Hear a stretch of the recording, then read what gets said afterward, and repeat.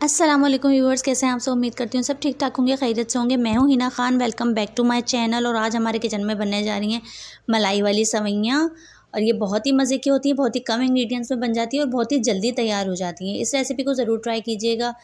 तो चलिए ingredients note कर लें। सवैयाँ ले ली हैं मैंने आधा पाव, और इसको तोड़ लिया है, बारीक बारीक मतलब चूरा कर लिया है इसको।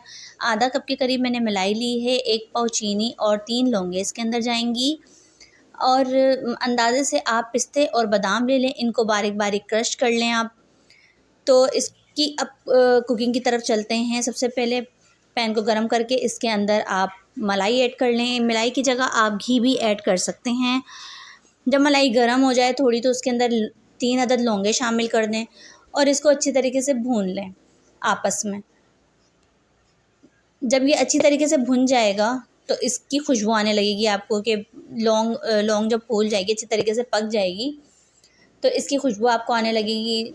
जब इसकी खुशबू आपको आने लगे तो इसके अंदर आप तमाम तर सवैयाँ ऐड करें और इसको भी मलाई के साथ अच्छी तरीके से भून लें। और ये जब थोड़ी ब्राउन हो जाएगी, अच्छी तरीके से मिक्स हो जाएंगे तमाम तर मलाई उसके अंदर, फिर आप इसमें ऐड करेंगे चीनी। चीनी आपको मैंने बताई थी, 1 कप आपने चीनी लेनी है।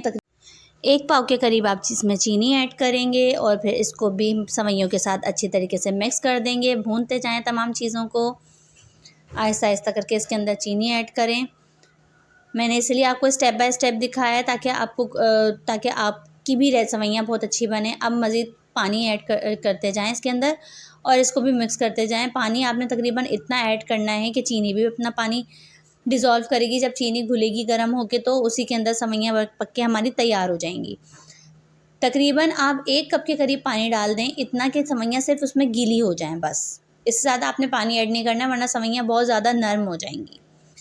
तो आपने इस चीज़ का बहुत ज़्यादा ख़याल करना है कि पानी बहुत ज़्यादा ना हो। अब इसके अंदर आप पिस्ते और बादाम ऐड कर दें, इसका फ्लेवर बहुत अच्छा आता है। ये ऑप्शनल है, फ्लेवर के लिए मैं तो ज़रूर इसको इस्तेमाल करती हूँ, तो आप लोग भी चाहें तो इसको ज़रूर यूज़ कीजिएगा। अब इसको मैं मिक्स कर लूँगी ताकि इसका फ्लेवर तमाम तर सवैयों में मिक्स हो जाए और ये खाने में बहुत ही लज़ीज़ और मज़ेदार हो जाए।